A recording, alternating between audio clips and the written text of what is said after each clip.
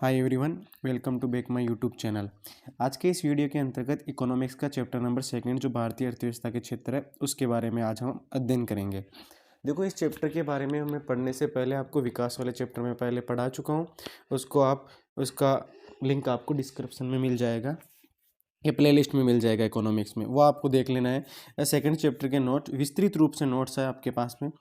इन नोट्सों के माध्यम से हम पूरा डिटेल से अध्ययन करेंगे। यहाँ पर देखो, सेकंड चैप्टर में अर्थव्यवस्था के क्षेत्र है उनकी हम बातचीत करते हैं। अगर ये वीडियो आपको अच्छा लगे तो अपने दोस्तों में ज़रूर साझा। भारतीय अर्थव्यवस्था के क्षेत्र की बात करते हैं। सबसे पहले देखो, अर्थव्यवस्था की बात करते हैं। मैं आपको पहले ही बता चुका हूँ, एक प्रकार का स्ट्रक्चर होता है अर्थव्यवस्था। देखो, जैसे भारत की अर्थव्यवस्था हो गई, उनके बारे में। अब इसके 3 क्षेत्र होते हैं। कितने क्षेत्र होते हैं? 3 गतिविधियां होती हैं, आर्थिक गतिविधियां होती है। आपको पता है 3 प्रकार की, और प्राथमिक, द्वितीय और तृतीय। तृतीय के 2 भाग होते हैं, कौन कौन सी? चतुर्थ और पंचम क्रियाकलाप। इसी प्रकार यहाँ पर आर्थिक गतिविधियां उनके बारे में हम आज अध्ययन करेंगे। कौन कौन सी है? प्राथमिक है, द्वितीय हो जाएगी और तृतीय हो जाएगी। तो हम सबसे पहले बात करते हैं आर्थिक गतिविधियों की। आर्थिक गतिविधि किसे कहते हैं? देखो, आर्थिक गतिविधि यानी ऐसे क्रियाकलाप जिनको करके जीवन यापन के लिए हमें क्या प्राप्त होते हैं? आय प्राप्त होती है, उसे आर्थिक क्रिया कहा जाता है। ध्यान रखना, क्या कहा जाता है उसे? आर्थिक क्रिया। यानी ऐसी क्रिया जिनको अपना जीवन यापन किया जा सकता है, जिनसे हमें आय प्राप्त होती है, वो आर्थिक क्रिया कहलाती है। ध्यान रखना, आर्थिक क्रिया विशेष तौर पर 3 प्रकार की होती है। अब देखो, अर्थव्यवस्था के क्षेत्र, यही आर्थिक क्रिया अर्थव्यवस्था के क्षेत्र होते हैं। किसी भी अर्थव्यवस्था के 3 क्षेत्र या सेक्टर में बांटा जा सकता है। कौन कौन सा? प्राथमिक, द्वितीयक और तृतीयक। याद रखना, 1, 2 और 3 3 सेक्टर होते हैं, प्राथमिक, द्वितीयक और तृतीयक। हम सबसे पहले पढ़ते हैं प्राथमिक क्षेत्र के बारे में। प्राथमिक के बारे में पढ़ते हैं हम सबसे पहले। देखो, प्राथमिक क्षेत्र क्या होता है? वह क्षेत्र जिसमें प्राकृतिक संसाधनों का प्रयोग करके वस्तुओं का उत्पादन किया जाता है। प्राकृतिक संसाधनों का प्रयोग करके वस्तुओं का उत्पादन किया जाता है, प्राथमिक क्षेत्र कहलाता है। इसे कृषि सहायक क्षेत्र भी कहते हैं। ध्यान रखना, क्या कहा जाता है इसे? कृषि सहायक क्षेत्र भी कहा जाता है। ये भी लाइन है ना, आपको नेक्स्ट पॉइंट में लिखना है, इंपॉर्टेंट। ध्यान रखना, पहले आपको हेडिंग लगाना है, प्राथमिक क्षेत्र किसे कहते हैं? तो वह क्षेत्र जिसमें प्राकृतिक संसाधनों का प्रयोग करके वस्तुओं का उत्पादन किया जाता है, प्राथमिक क्षेत्र कहलाता है। फिर आपको लिखना है कि इस यानी प्राथमिक क्षेत्र को कृषि व कृषि सहायक क्षेत्र भी कहा जाता है। उदाहरण के रूप में आप कृषि लिख सकते हो, मत्स्य पालन। इसके अलावा आपको कुछ और उदाहरण भी लिखने हैं यहाँ पर, जो मैं बता रहा हूँ। पशुपालन लिखना है, इसके अलावा लिखना है खनन। पशुपालन, खनन हो गया। याद रखना, ये मुख्य रूप से। इसके अलावा लकड़ी काटना, ये 3 और उदाहरण लिखने हैं। खनन लिखना है, पशुपालन लिखना है, लकड़ी काटना, कृषि, मत्स्य पालन। ये ध्यान रखना, प्रमुख लिखने हैं। उसके बाद में आपको लिखना है द्वितीयक क्षेत्र के बारे में। देखो, द्वितीयक क्षेत्र क्या है? तो वह क्षेत्र जिसमें प्राथमिक क्षेत्र से प्राप्त वस्तुओं को लेकर नई वस्तुओं का निर्माण किया जाता है, द्वितीयक क्षेत्र कहलाता है। इसे औद्योगिक क्षेत्र भी कहते हैं। देखो, आपको यहाँ पर एक परिभाषा और लिखनी है, जिसे मैं बोल रहा हूँ। वो परिभाषा भी बहुत इंपॉर्टेंट है द्वितीय क्षेत्र की। वो लिखना आपको इस प्रकार से कि हमें प्राथमिक संसाधन या प्राथमिक क्षेत्र से प्राप्त कोई भी वस्तु है, उसका रूप परिवर्तित करके उसे मूल्यवान बनाना। यानी क्या लिखना आपको? कि प्राथमिक क्षेत्र से प्राप्त कोई भी वस्तु है जिसका रूप परिवर्तित करके मूल्यवान बनाना क्या कहलाता है? द्वितीयक क्षेत्र कहलाता है। क्या कहलाता है वो? द्वितीयक क्षेत्र कहलाता है। याद रखना, इसके उदाहरण भी लिखने हैं आपको, इसमें मैंने टाइप नहीं किए हैं। उदाहरण के तौर पर आपको क्या क्या लिखना है? तो उदाहरण में सबसे पहले लिखना है, जैसे गेहूं का क्या बनाना? आटा बनाना। क्या बनाना? आटा बनाना। इसके अलावा गन्ना से क्या बनाना? चीनी व गुड़ बनाना। चीनी व गुड़ बनाना। ध्यान रखना, गन्ना से चीनी व गुड़ बनाना। इसके अलावा लिखना आपको कपास से क्या बनाना? रेसे से क्या बनाना? कपड़े बनाना। ये प्रमुख उदाहरण लिखने हैं आपको। वैसे अगर 12th क्लास लेवल की बात करें तो ये द्वितीय क्रियाकलाप 3 प्रकार का होता है। कौन कौन सा आता है? प्रसंस्करण आता है, इसके अंतर्गत निर्माण आता है और विनिर्माण आता है। ध्यान रखना, द्वितीय क्रिया हो गई है। अगला है तृतीय क्रियाएं। देखो, तृतीय क्रिया की बात करते हैं। तृतीय क्षेत्र या तृतीय क्रियाएं प्राथमिक व द्वितीय क्षेत्र के उत्पादन गतिविधियों में मदद करते हैं। ध्यान रखने, इसे सेवा क्षेत्र भी कहा जाता है। उदाहरण में बीमा लिखना, बैंकिंग लिखना है, परिवहन लिखना है, बीमा भी लिखना है आपको। इसके अलावा उदाहरण के रूप में व्यापार भी लिखना है साथ में। इसके अलावा उदाहरण के रूप में आपको संचार भी लिखना है। क्या लिखना है? संचार। ये भी आपको साथ में जोड़ना है, ध्यान रखना। सेवा क्षेत्र में उत्पादन सहायक गतिविधियों के अतिरिक्त अन्य सेवाएं भी हो सकती है, जैसे डॉक्टर, वकील आदि की सेवा, कॉल सेंटर, सॉफ्टवेयर, ये भी। इसके अलावा इंटरनेट, ये सारी सेवा क्षेत्र के अंतर्गत आते हैं। इसके अलावा आपको कुछ बातें और भी याद रखना है। एक पैराग्राफ में दे रखा है कि प्रत्येक क्षेत्र में जो सेवाएं होती है वो दो प्रकार की होती है। एक तो होती है मानसिक सेवा। कौन सी होती है? मानसिक रूप से कार्य करने वाली सेवा। एक होती है दूसरी शारीरिक रूप से कार्य करने वाली सेवा। कितने प्रकार की होती है? दो। इनको वेतन कम मिलता है, इनको वेतन ज़्यादा मिलता है, ध्यान रखना। जैसे धोबी हो गया, नाई हो गया, मोची हो गए, ये सारे शारीरिक रूप से करने वाली सेवाएं हैं। इसके अलावा जितनी भी मानसिक, डॉक्टर, वकील हो गए, शिक्षक हो गए, ये सारे के सारे कैसे ये मानसिक सेवाएं, ध्यान रखना। ये तीनों आपको विशेष तौर पर ध्यान रखना। अगला देखना, अगला बहुत इंपॉर्टेंट टॉपिक है। क्या लिखा है? तीनों आर्थिक क्षेत्रों में ऐतिहासिक बदलाव। जो तीनों क्षेत्र है, प्राथमिक, द्वितीय और तृतीय, इन क्षेत्रों में होने वाला बदलाव किस प्रकार से हुआ है? तो हम सबसे पहले बात करते हैं, देखो, बदलाव की। 1972 में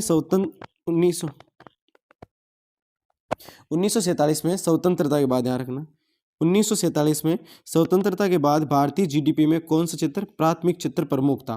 ध्यान रखना, 1947 के बाद भारतीय स्वतंत्रता में पहला कौन सा क्षेत्र था? प्राथमिक क्षेत्र प्रमुख था। ये आप खुद भी जानते हो कि सारे लोग हैं ज़्यादातर प्राथमिक गतिविधियों से जुड़े हुए थे। जैसे जैसे जैसे कृषि पद्धति में सुधार होता और अधिशेष भोजन का उत्पादन होता है, यानी सरप्लस फूड। सरप्लस मतलब, जैसे आप, मैं बता रहा हूँ आपको समझना, जैसे आपके घर में आज का खाना बन गया है तो इसका मतलब कल के लिए खाना नहीं है, तो वो तो अधिशेष की स्थिति नहीं रहती है।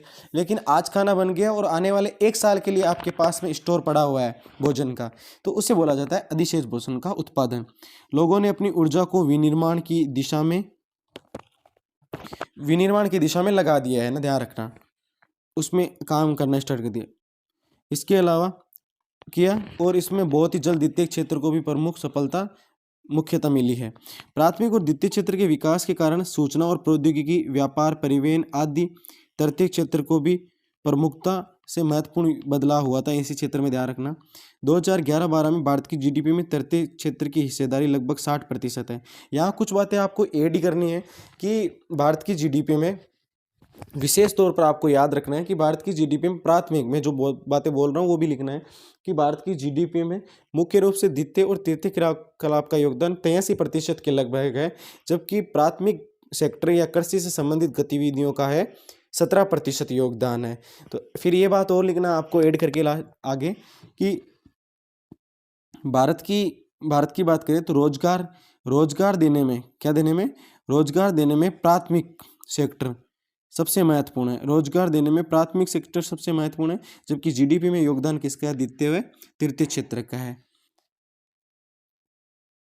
अगला देखो, अगला महत्वपूर्ण टॉपिक है सकल घरेलू उत्पाद, यानी जीडीपी, ग्रॉस डोमेस्टिक प्रोडक्ट है। किसे कहते हैं?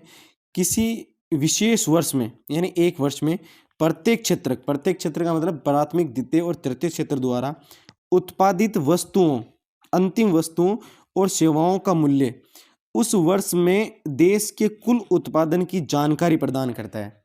सेवाओं का मूल्य उस वर्ष में देश के कुल उत्पादन की जानकारी प्रदान करता है।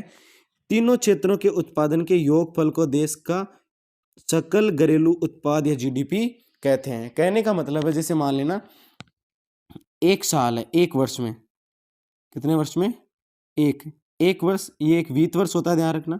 वित्त वर्ष कब से कब तक स्टार्ट होता है? तो ये भी याद रखना, ये वित्त वर्ष है ना, 1 अप्रैल से 31 मार्च के बीच में होता है। तो अब देखो कैसे, मैं आपको समझाता हूँ।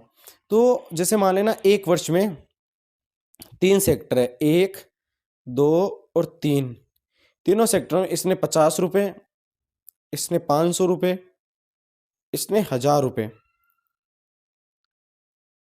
कमाए हैं, ध्यान रखना। तो टोटल इसका योगफल कितना हो गया आपको पता है? 1550 रुपये हो गए। तो ये अपनी जीडीपी है, ध्यान रखना, तीनों उत्पादों का अंतिम योग है। अब देखो जीडीपी में दोहरी गणना को बचने के लिए हमें क्या करना चाहिए? अंतिम मूल्यों का उपयोग करना चाहिए। तो यहां पर देखो,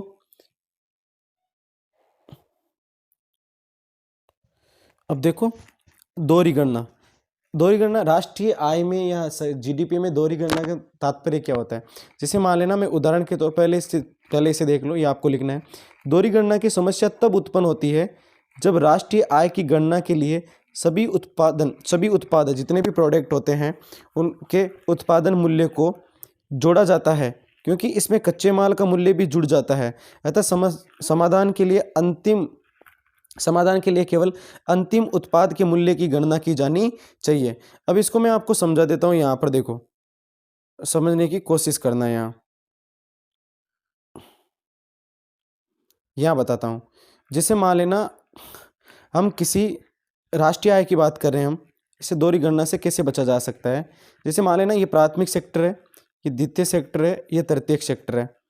हमने प्राथमिक सेक्टर जैसे कृषि से करके गेहूं का उत्पादन किया, मान लेना, तो गेहूं मान लेना कितने रुपए किलो है, 20 रुपये किलो, ये प्राथमिक सेक्टर में हो गया। द्वितीय सेक्टर में गेहूं से आटा बनाया, आटा अब कितने रुपए किलो हो गए, 25 रुपये पर केजी हो गया है। अब उसके बाद में आटा को कोई मील को दे दिया है, किसी मील को, वो मील किसी की भी हो सकती है। जैसे मान लेना, यहाँ पर आपकी किताब में उदाहरण दे रखा है, बिस्किट कंपनी है कोई, कौन सी कंपनी है, बिस्किट कंपनी। और वो बिस्किट कितने रुपए का है, पैकेट 80 रुपये का बिक रहा है। क्या बिक रहा है, 80 रुपये का। तो अब हमें अंतिम मूल्य को ध्यान में रखना है। अंतिम मूल्य क्या हो गया, राष्ट्रीय आय में 80 रुपये जुड़ेंगे, 20 रुपये, 25 रुपये और 80 रुपये, इनकी टोटल काउंटिंग नहीं होगी, ध्यान रखना। क्योंकि जो आटा था, गेहूं था, वो आटे में कन्वर्ट हो गया और वो लास्ट में बिस्किट में कन्वर्ट हो गया। तो सारी चीज़ें सब किसमें आ गए, बिस्किट में आ गया संपूर्ण मूल्य। तो इसीलिए राष्ट्रीय आय में अंतिम वस्तुओं का ध्यान रखना, क्योंकि किसका, अंतिम वस्तुओं को जोड़ा जाता है। ये थोड़ा सा याद रखना आप। अंतिम जो उत्पाद है ना, उसके मूल्य को इसमें क्या की जाती है, गणना की जाती है राष्ट्रीय आय में। अगला देखो, महत्वपूर्ण है यहाँ पर, भारत में तृतीयक क्षेत्र के सबसे महत्वपूर्ण होने के कारण क्या है। तो सबसे महत्वपूर्ण होने के बहुत सारे कारण है। वैसे देखो कौन कौन से कारण हैं, हम चर्चा करते हैं इसमें। पहला, ये लोगों की बुनियादी सेवा प्रदान करता है। उदाहरण के लिए हॉस्पिटल, अस्पताल हो गया, पोस्ट ऑफिस हो गया, टेलीग्राफ आदि हो गया। इसके अलावा कौन कौन सी है, देखो, कृषि और उद्योग के विकास के लिए परिवहन और व्यापार जैसी गतिविधियां महत्वपूर्ण हो गई है। कैसे, आप खेत में काम कर रहे हो तो परिवहन की आवश्यकता हुई, खेत में जो चीज़ उत्पादित हुई है उसे मंडी ले जाना या किसी भंडार घर ले जाना, तो उसके लिए भी परिवहन की आवश्यकता होती है। अब कृषि उत्पादित चीज़ें ज़्यादा उत्पादित हो गई, उसको बेचने के लिए व्यापारी की भी आवश्यकता पड़ेगी। तो ध्यान रखना, कृषि यानी प्राथमिक और द्वितीय, कृषि और उद्योग के विकास के लिए परिवहन और व्यापार जैसी गतिविधियां क्या हो गई, महत्वपूर्ण हो गई है। इसीलिए तृतीय क्षेत्र महत्वपूर्ण हो गया है। इसके अलावा लोगों के आय स्तर बढ़ने के साथ साथ लोगों द्वारा अधिक सेवाओं की आवश्यकता और मांग उत्पन्न हो गई। दूसरी बात ये याद रखना।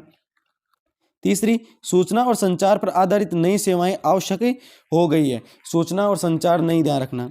चौथी याद रखना, ये बड़ी संख्या में लोगों को क्या प्रदान करता है, रोजगार प्रदान करता है। कौन सा सेक्टर, तृतीय क्षेत्र बड़ी संख्या में रोजगार प्रदान करता है।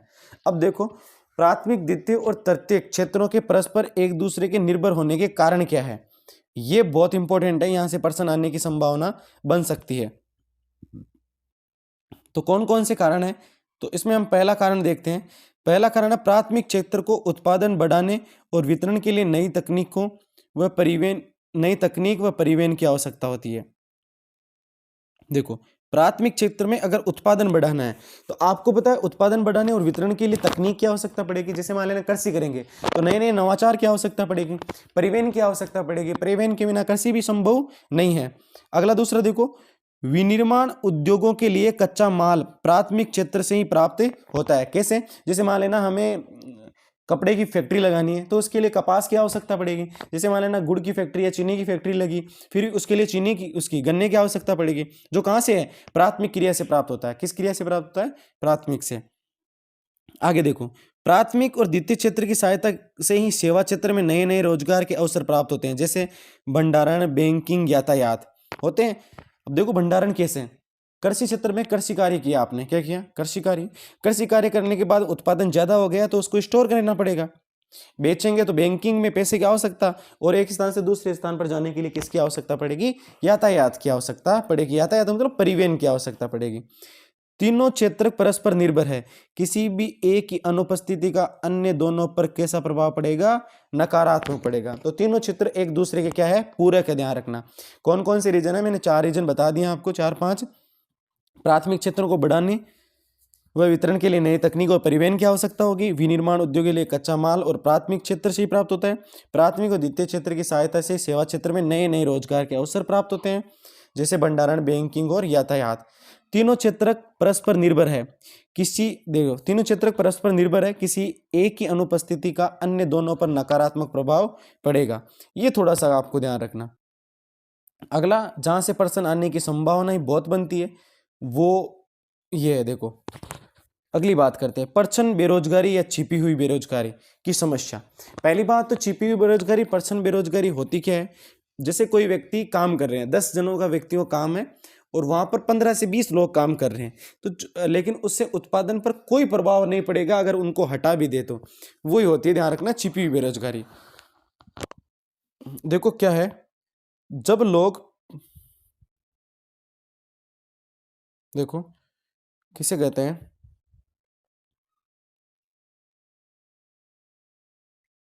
जब लोग प्रत्यक्ष रूप से कार्यरत होते हैं परंतु वास्तव में बेरोजगार होते हैं, अर्थात एक ही काम में जरूरत से ज्यादा लोग लगे होते हैं, उसे प्रच्छन्न बेरोजगारी कहते हैं। ध्यान रखना। कृषि क्षेत्र में अल्प बेरोजगारी समस्या अधिक है, अर्थात यदि हम कुछ लोगों को कृषि क्षेत्र से हटा भी देते हैं तो उत्पादन पर कोई विशेष प्रभाव नहीं पड़ेगा। ध्यान रखना। पहले अब बात करते हैं अतिरिक्त रोजगार सर्जन करने के उपाय, कि इनके अलावा अतिरिक्त रोजगार का सर्जन कैसे किया जा सकता है। तो हमने आपकी किताब में आपको पता है लक्ष्मी का उदाहरण दे रखा है। किसका दे रखा है? लक्ष्मी का।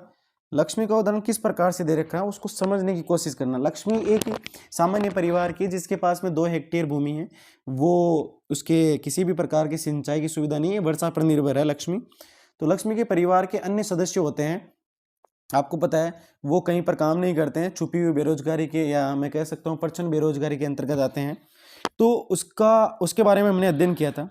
अब अतिरिक्त किस प्रकार से किया जा सकता है, आप सुनना, समझने की कोशिश करना।